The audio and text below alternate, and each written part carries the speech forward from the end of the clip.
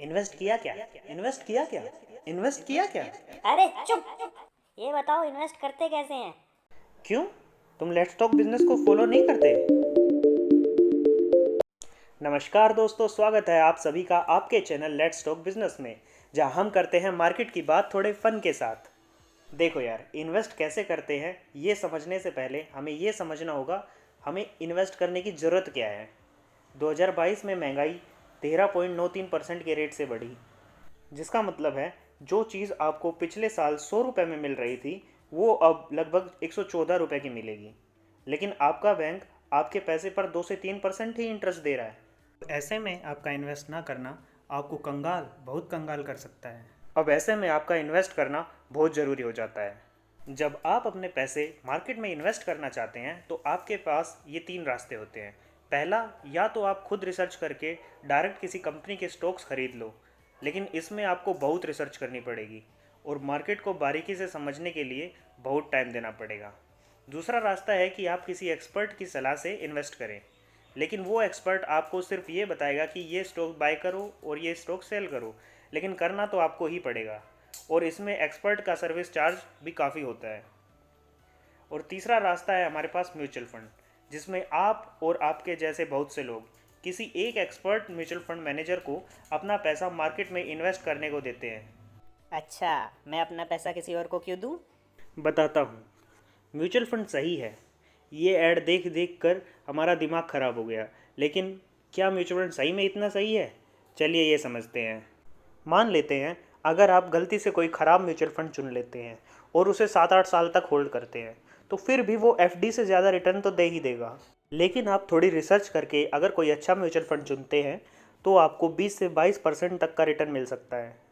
Mutual fund कैसे काम करता है ये हम ऐसे समझ सकते हैं। मान लेते हैं मार्केट में एक एएमसी कंपनी यानी असेट मैनेजमेंट कंपनी आती है, जो बताती है कि मेरी कंपनी के ये म्यूचुअल फंड हैं और इन सभी म्यूचुअल फंड के ये एक्सपर्ट मैनेजर हैं और इनका एक्सपीरियंस और क्वालिफिकेशन ये है। तो अब हमारे और आपके जैसे रिटेल इन्वेस्टर इन सभी में से अपने रिस्क के हिसाब से एक म्यूचुअल फंड चुन लेंगे और उसमें लमसम या एसआईपी के थ्रू पैसा इन्वेस्ट करेंगे। लेकिन एक मिनट, पिछली वीडियो में तुमने कहा था कि अगली वीडियो में एसआईपी के बारे में बताऊंगा, और अब इतनी तेज भागे चले जा रहे हो। रुको ज़रा, सब्र करो। एसआईपी यानी सिस्टमेटिक इन्वेस्टमेंट प्लान।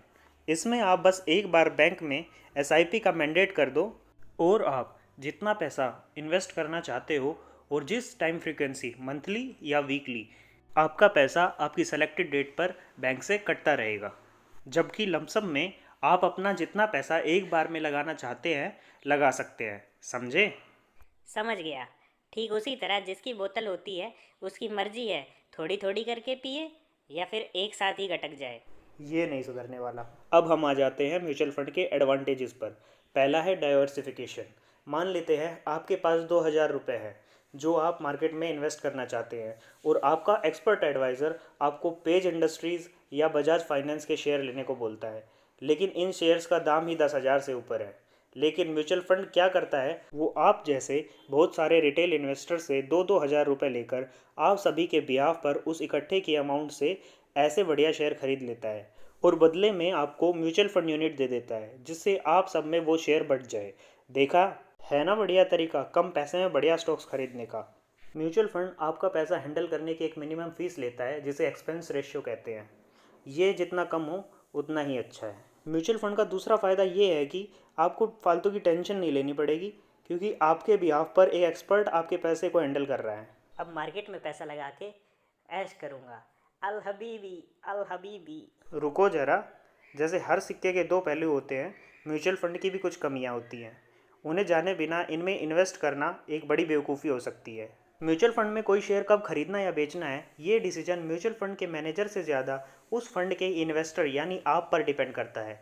मान लेते हैं मार्केट अभी अच्छा परफॉर्म नहीं कर रहा है और शेयर्स के दाम कम हो गए हैं, जिससे डर कर आप अपना पैसा म्यूचुअल फंड से निकाल लेते हैं। ऐसे में म्यूचुअल फंड का मैनेजर, जो इन शेयर्स को कम दाम पर खरीदना चाहता था, ना चाहते हुए भी आपका पैसा लो मार्केट में शेयर बेचकर देना होगा। इसके अलावा देखो, सबको अपनी नौकरी प्यारी होती है। कई बार इन म्यूचुअल फंड के मैनेजर के पास आइडिया होता है कि कोई कंपनी अच्छा परफॉर्म करने वाली है, लेकिन उसमें रिस्क भी ज़्यादा है, जिसके कारण वो उस कंपनी में इन्वेस्ट नहीं करते। ऐसे में जो रिटर्न हाई हो सकते थे वो एवरेज ही रह जाते हैं। अब एक बोनस टिप जिसमें मैं आपको 2 अच्छे म्यूचुअल फंड सजेस्ट करने वाला हूँ। पहला है पराग पारिक फ्लेक्सी कैप फंड, और अगर आप थोड़ा रिस्क ले सकते हैं तो अगला है एक्सिस स्मॉल कैप फंड। तो दोस्तों, अगर आपने ये वीडियो यहाँ तक देखी है तो मैं समझता हूँ कि आप स्टॉक मार्केट को समझने में इंटरेस्टेड हैं। तो ऐसी और वीडियोस के लिए चैनल को सब्सक्राइब और वीडियो को लाइक ज़रूर कीजिएगा। चलिए दोस्तों, फिर मिलते हैं स्टॉक मार्केट के लेटेस्ट अपडेट्स के साथ। तब तक के लिए कीप लविंग, कीप फॉलोइंग। जय हिंद।